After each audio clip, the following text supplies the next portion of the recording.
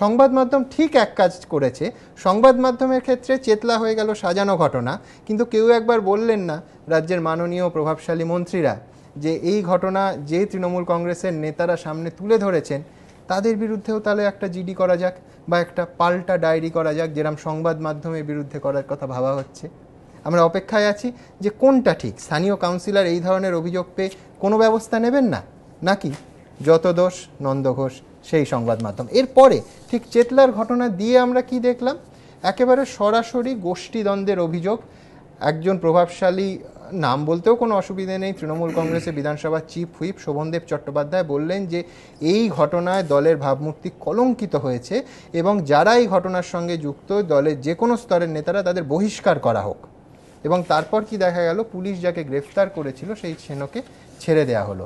তার ঘনিষ্ঠ আত্মীয়, তার দাদা প্রথম দিনই বলেছিলেন যে এটা গোষ্ঠীদ্বন্দ্ব, এখানে অন্য কেউ নেই, সব দিকেই তৃণমূল কংগ্রেসের গোষ্ঠীদ্বন্দ্ব। ছেনো মুক্তির পর অজয়বাবু সেই একই কথা বললেন।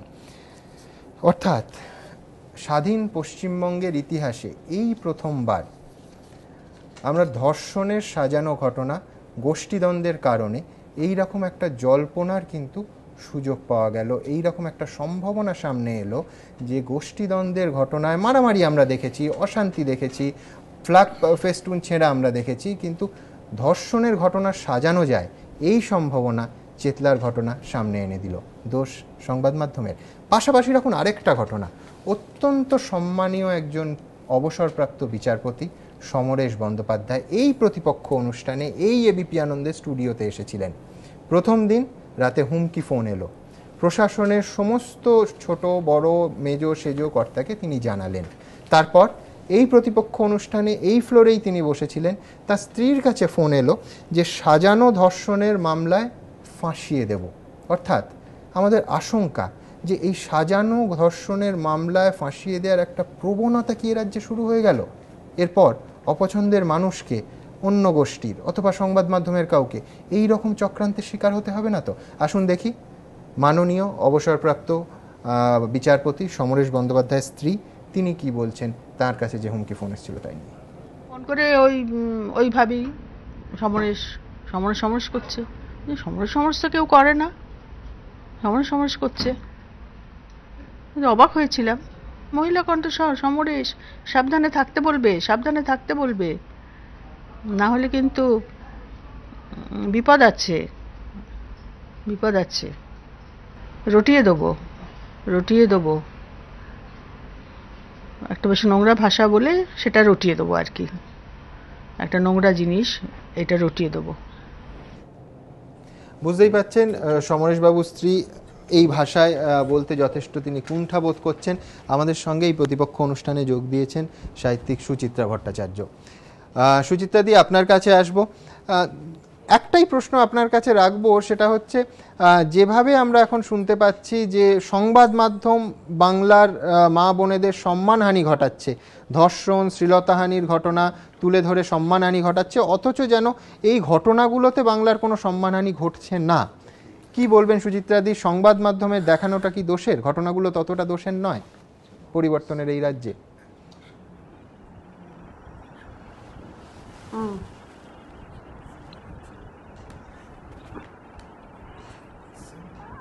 আসলে একটা কথা আমরা বারবার ভুলে যাচ্ছি যে এই ধর্ষণের ঘটনা বা শ্লীলতাহানির ঘটনা আগেও ঘটতো, আগেও প্রচুর ঘটেছে, কিন্তু সেটা হাইলাইটেড হতো না কারণ মিডিয়া এত সক্রিয় ছিল না।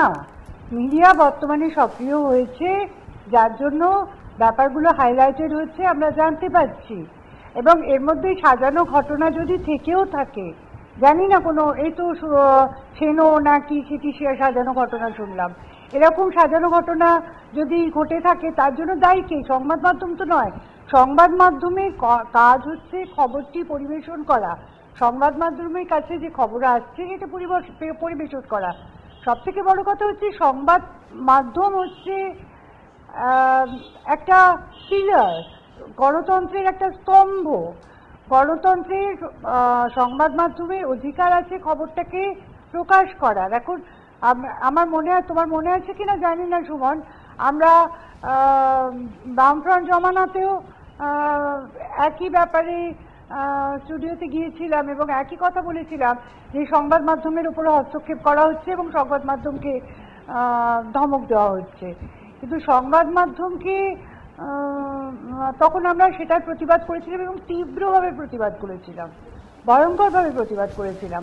এবং এখন যেটা আমার মনে হচ্ছে ঘটনাগুলো ঘটছে, যে এত ধর্ষণের ঘটনা, এত শ্লীলতাহানির ঘটনা, এত যে চারিদিকে ঘটছে, এগুলো একেবারে সবই মিথ্যা, সবই মিডিয়া সাজিয়ে বলছে, টাকা দিয়ে করা হচ্ছে, এটা নয়।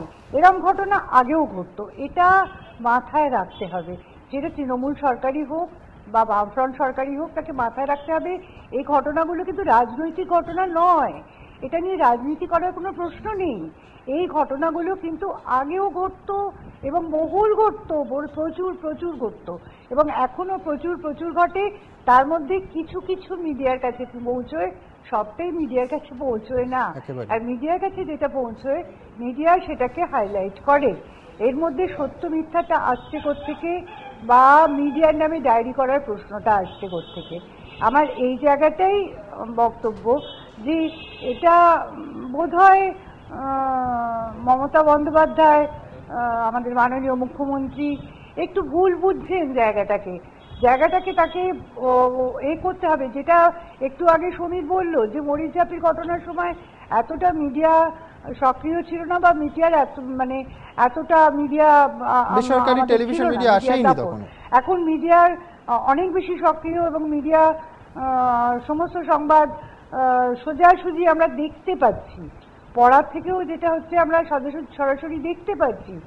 আমরা নন্দীগ্রামে অত্যাচার সরাসরি দেখতে পাচ্ছি, আমরা সিঙ্গুর সরাসরি দেখতে পাচ্ছি। আমরা দেখতে পাচ্ছি বলেই প্রতিবাদ করেছি এবং দেখতে পাচ্ছি বলেই মানুষ গর্জে উঠেছে, মানুষ প্রতিবাদ করেছে এবং পরিবর্তন এসছে। ওই সরকারকে সরিয়ে দিয়ে আরেকজন সরকারকে আনা হয়েছে। আমাদের এই দেখতে পাওয়াটাকে যদি মনে হয় তোমরা বা সংবাদ মাধ্যম সাজিয়ে পরিবেশন করছে, এটা মেনে নেওয়া আমাদের পক্ষে একটু কঠিন। কারণ আমরা বিশ্বাস করি না সংবাদপত্র ভুল সংবাদ ছাপাবে, এটা সংবাদপত্রের মাধ্যমের ধর্ম নয়।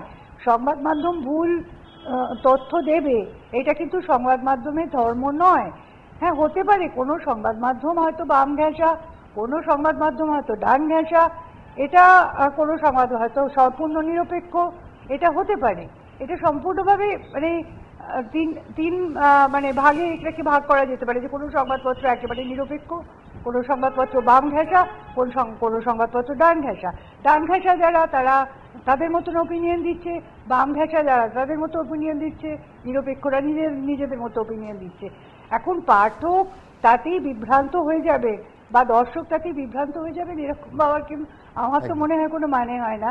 কারণ আমাদের দর্শকরা বা পাঠকরা যথেষ্ট সচেতন, এখন গ্রাম দেশেও মানুষ যথেষ্ট সচেতন, তারা ঠিক বুঝতে পারবে। আপনি বলছেন কে ভুল কে ঠিক কে কিরকম, সেই বিচারের ভাবটা পাঠকদের ওপর ছেড়ে দেওয়াই ভালো। একটু বেশি উত্তেজিত হয়ে পড়ছে বোধ হয়, ব্যাপারটাকে আরেকটু যদি তলিয়ে দেখা যায় তাহলে। সুচিতাদি, এইখানেই আমার পরের, এখন সেটা সংবাদপত্র, নানা রকম সংবাদপত্র থাকবে, নানা রকম সংবাদ মাধ্যম থাকবে, লোকে যেটা দেখতে ইচ্ছে করবে দেখবে। সুচিতাদি, এইখানেই আমার পরের প্রশ্ন, যে আপনার কি মনে হয় যে কোথাও সরকার বা প্রশাসন একটু বেশি ডিফেন্সিভ হয়ে যাচ্ছে? এটা তো শাসক দলের বিরুদ্ধে বেশিরভাগ ধর্ষণের অভিযোগ নয়, একটা আইন শৃঙ্খলার বিষয়, এবং এটাও কোথাও আরেকটা বোধহয় সামান্য রূপলি রেখাও আছে, একটা অত্যন্ত দুর্ভাগ্যের ঘটনায় যে এত সংখ্যক মহিলা তাদের যন্ত্রণার কথা, তাদের ওপর হওয়া অত্যাচারের কথা নিয়ে সামনে আসছেন, কখনো পুলিশের সামনে, পুলিশের কাছে বিচার না পেলে সংবাদ মাধ্যমের সামনে তারা মুখ খুলছেন এবং বলছেন যে আমার সঙ্গে এই অন্যায় হয়েছে।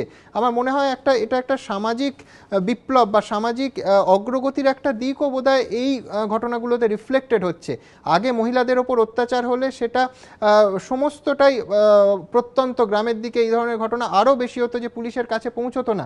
আপনাকে স্মরণ করিয়ে দেব যে কাটোয়ার ঘটনা দেখালাম, যে নির্যাতিতা মহিলার শাশুড়ি তিনি বলছেন যে মিথ্যে অভিযোগ দিও না, আমার বৌমার ওপর অত্যাচার হয়েছে এবং বৌমা কোনো অন্যায় করেনি। আমার মনে হয় যে সমস্ত সভ্য জগতের শ্রদ্ধায় সেই মহিলার কাছে মাথা ঝুঁকানো উচিত, যে যিনি সরবে অত্যাচারের প্রতিবাদ করতে পারছেন এবং গ্রামে এই সচেতনতার বার্তাটা ছড়িয়ে গেছে।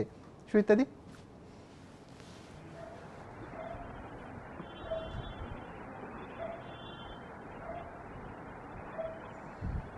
অবশ্যই অবশ্যই এটা বার্তাটা এখন তো সংবাদ মাধ্যম প্রত্যন্ত গ্রামেও ছড়িয়ে পড়েছে, অতএব সেটা কোনো, কিন্তু আমার মনে হয় যে সরকারের এতটা ডিফেন্সিভ হওয়া বোধ হয় ঠিক নয়। ডিফেন্সিভ হওয়া ঠিক নয়, এগুলোকে মেনে নিন না। সমালোচনা মেনে নেওয়াটাই তো গণতন্ত্রের লক্ষণ। সমালোচনা তো মানতে হবে। সমালোচনা বামফ্রন্ট সরকার মানতে পারেননি বলে তাদের চলে যেতে হয়েছে। তারা সমালোচনাটাকে মানতে হবে, সমালোচনাকে সহ্য করতে হবে, তবেই তো গণতান্ত্রিক দেশ বলে আমরা নিজেদের গর্বিত বোধ করতে পারবো। সেই জায়গাটাতে যদি আমি ডিফেন্সিভ হয়ে যাই, আমার সবসময় একটা ভয় থাকে যে এই আমার নামে কলঙ্ক রটানো হলো, এই সরকারের নামে বদনাম রটানো হলো। আমার মনে হয় এটা ঠিক না। এই ধর্ষণ বা শ্লীলতাহানির ঘটনার সঙ্গে কিন্তু রাজনীতির কোনো সম্পর্ক নেই, রাজনৈতিক কোনো সম্পর্ক নেই। বরং আমার মনে হয় এরকম যদি সরকার ভাবেন, সরকার যদি এরকম মনে করেন, তাহলে পুলিশ কিন্তু আরো নিষ্ক্রিয় হয়ে যাবে। পুলিশের কিন্তু সাহস আরো, পুলিশ এমনিতেই মেয়েদের কথা শুনতে চায় না, পুলিশ কিন্তু আরো সক্রিয় হয়ে উঠবে। অনেক ধন্যবাদ সুইতাদি, অনেক ধন্যবাদ।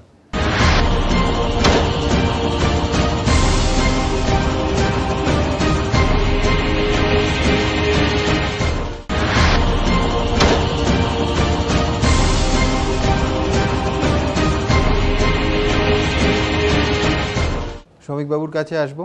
শ্রমিকবাবু, এই যে গোটা ঘটনা, মুখ্যমন্ত্রীর প্রতিক্রিয়া, সংবাদ মাধ্যমের ভূমিকা এবং আমাদের চারপাশে হতে থাকা ঘটনা, তাই নিয়ে সংবাদ মাধ্যমের প্রতিক্রিয়া, কোনটা জাস্টিফাইড, কোনটা ততটা জাস্টিফাইড নয় বলে মনে হচ্ছে আপনার? না, দীর্ঘক্ষণ ধরে আলোচনা চলছে এবং প্রত্যেকেই প্রায় এই নারী নির্যাতনের ক্ষেত্রে, ধর্ষণের ক্ষেত্রে যে বক্তব্য উঠে এসেছে মূলতই তার এক। আমি একটু অন্যভাবেই ঘটনাটাকে ব্যাখ্যা করতে চাই। সেটা হলো, পশ্চিমবঙ্গে মাত্র 1.5 বছর আগে একটা ক্ষমতার পরিবর্তন হয়েছে। আমার কাছে এটা একটা পালাবদল।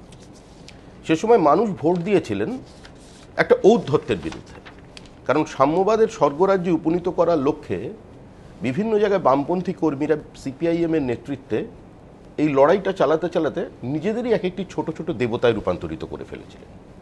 আর মানুষ ভোট দিয়েছিল এই সমস্ত দেবতাদের বডি ল্যাঙ্গুয়েজের বিরুদ্ধে, তার ঔদ্ধত্যের বিরুদ্ধে। কারণ জ্যোতি বসু যে ভাষায় মানুষের সঙ্গে কমিউনিকেট করতেন, জ্যোতি বসু যেভাবে বিরোধীদের আক্রমণ করতেন, সেটা তিনিই করতে পারতেন, কারণ তার বয়স, তার রাজনৈতিক উচ্চতা তাকে সেইখানে পৌঁছেছিল। সেই অনুকরণ করে তার প্রতিফলনটা যদি একদম গ্রামের তৃণমূল স্তরে হয়, তাহলে সেখানে স্বাভাবিকভাবেই মানুষের মনের মধ্যে একটা অন্য ধরনের প্রতিক্রিয়া তৈরি হতো।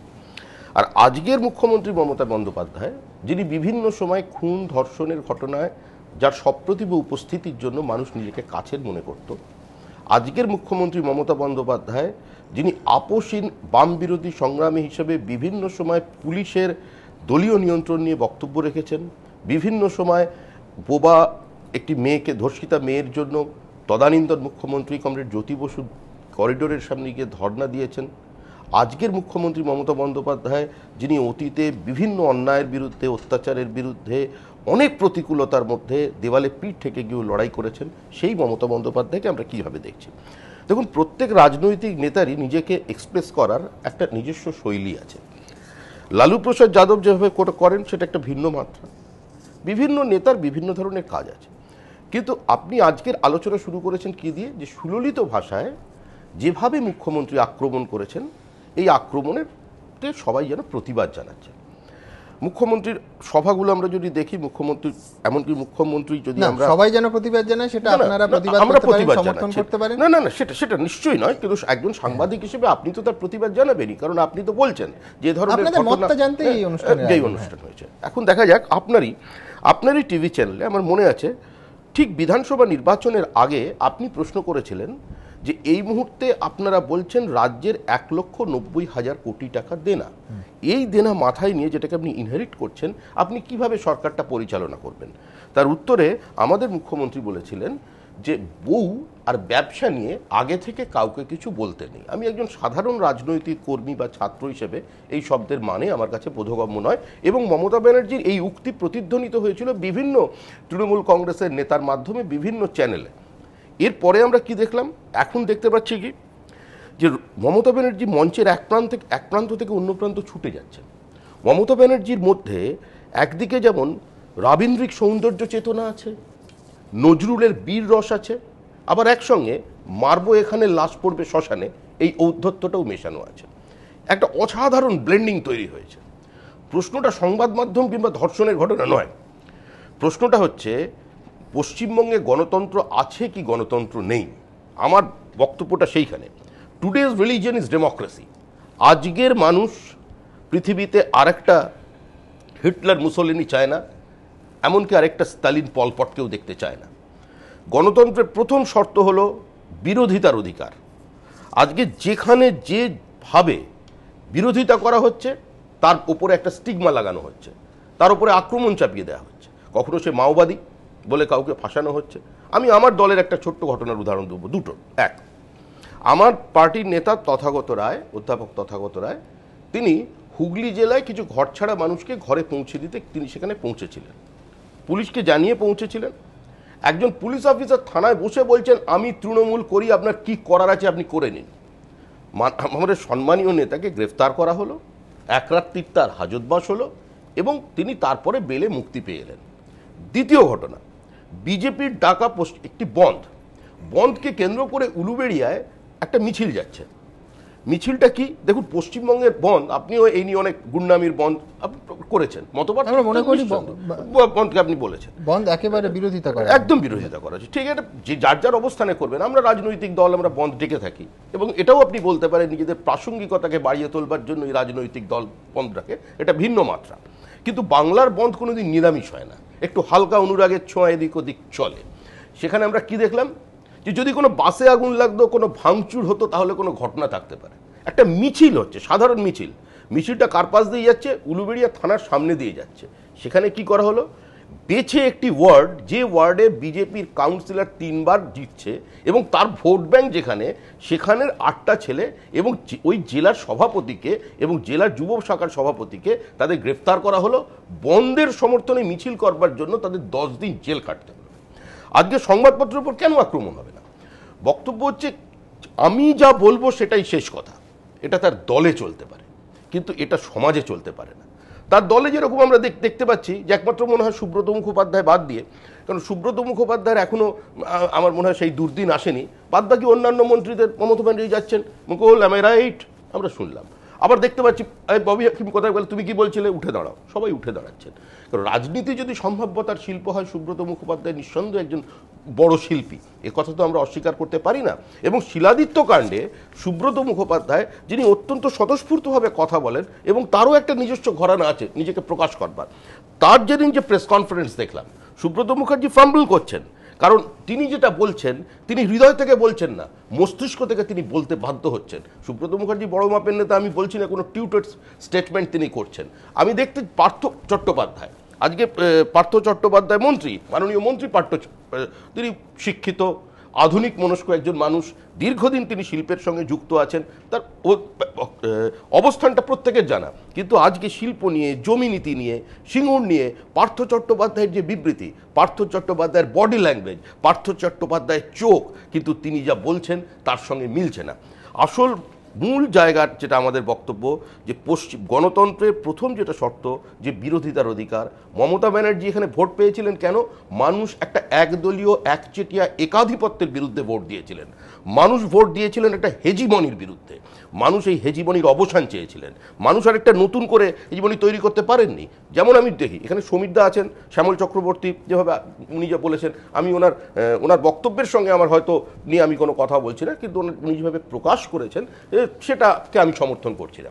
কিন্তু একসঙ্গে এটা মনে রাখতে হবে যে অশক্ত শরীর নিয়ে আমি দেখেছি সুনন্দ স্যান্ডাল, আপনাদের চ্যানেলে সুনন্দ স্যান্ডাল, তারা আজকে তিনি বিভিন্ন জায়গায় এই বুথ দখলের প্রতিবাদ করেছেন। সল্ট লেকে বহু জায়গায় গিয়ে যেখানে জ্যাম করেছে তিনি সেখানে গিয়ে দাঁড়িয়েছিলেন। কিন্তু এখন আমরা কি দেখতে পাচ্ছি, যে সুনন্দ স্যান্ডাল, তরুণ স্যান্ডাল, মহশ্বেতা দেবী, আমরা এখন দেখতে পাচ্ছি এরা কচু খেয়ে ফেলেছেন। তাই এখন অ্যান্টিডোট তেঁতুলের খোঁজ করছেন, বিভিন্ন জায়গায় এদের বিরুদ্ধে বক্তব্য রাখছেন। তাই আজকে আমাদের যারা বলেছিলেন যে আমরা তৃণমূল নই, আমি এই চ্যানেলে বসে আমাদের যিনি মাননীয় শিক্ষামন্ত্রী বর্তমানের আছেন, ব্যক্তিগতভাবে আমার অত্যন্ত ভালো সম্পর্ক তার সঙ্গে, ব্রাত্যব্রত বসু, তার সৃজনশীলতা, তার প্রতিভা নিয়ে কোথাও কোনো প্রশ্ন নেই। তিনি অনেক বিরোধিতার মধ্যে উইঙ্কেল টুইঙ্কেল লিখেছিলেন এবং তিনি প্রায় একক প্রচেষ্টায় তিনি বিভিন্ন জায়গায় একটা ব্যবস্থার, একটা বাধ্যতার সংস্কৃতির বিরুদ্ধে তিনি রুখে দাঁড়িয়েছিলেন। আর আজকের পরিস্থিতির বাধ্যবাধকতায় তিনি কি করছেন, তিনি তার স্টেটমেন্টকে তিনি উইথড্র করতে বাধ্য হচ্ছেন। আমার তাই আবেদন, এই সমস্ত বুদ্ধিজীবী যারা সেদিকে রাস্তায় নেমেছিলেন, আজকে যেভাবে পুলিশকে মানে অ্যাডমিনিস্ট্রেশন এখানে এভাবে যদি মুখ্যমন্ত্রী স্বয়ং যদি এ ধরনের উক্তি করেন, তাহলে অ্যাডমিনিস্ট্রেশন সেখানে কোনোভাবেই নিরপেক্ষ কেন মানে ক্রিপল করে দেওয়া হচ্ছে, সেখানে কোনো কাজ করতে পারবে না। আর সংবাদ মাধ্যমের উপর আক্রমণ মানে শুধু সংবাদ মাধ্যমকে উনি আক্রমণ করছেন না, উনি আক্রমণ করছেন সমস্ত বিরোধী শক্তিকে, যেখানে সিপিআইএম নেই। দেখুন, স্বাধীনতার পরে যে ঐতিহাসিক বক্তৃতা আছে না, যে আগামীকাল থেকে আমরা কাউকে অন্তত ব্রিটিশকে কোনো জিনিসের জন্য দোষ দিতে পারবো না, সিপিআইএম ক্ষমতায় কিন্তু এখন নেই। সিপিআইএমকে মানুষ বিভিন্ন নির্বাচনে প্রত্যাখ্যান করেছে, সিপিআইএমকে মানুষ সরিয়ে দিয়েছে, বহু জায়গায় সিপিএম মিছিল করতে পারছে না। সিপিএমের দুর্ভেদ্য দুর্গ বহু জায়গা আছে যেখানে সিপিআইএম প্রকৃত অর্থে জনবিচ্ছিন্ন হয়ে গেছে। সুজনদা হয়তো আমার সঙ্গে একমত হবেন না, নাওয়ারই কথা, তিনি একটা রাজনৈতিক দল করেন, কিন্তু সেখানেও গিয়ে একটা ফাঁকা জায়গায় গিয়ে সিপিআইএমকে আক্রমণ করা হচ্ছে। এর আক্রমণ করার কারণটা কি? এর আক্রমণ করার কারণ হচ্ছে যে অন্য কাউকে কোনো পলিটিক্যাল স্পেস দেব না। আমি শুধুমাত্র সিপিএমের আক্রমণ শুনিয়ে, আমি 34 বছরের গল্প শুনিয়ে নিজের বর্তমান সরকারের সার্বিক ব্যর্থতাটাকে ঢেকে রাখবো। আমি অন্য রাজনৈতিক বহুত্ববাদ বা যেটা এই মাটি, এই সমাজ যেটাকে গ্রহণ করেছে, আমি সেটাকে গ্রহণ করব না।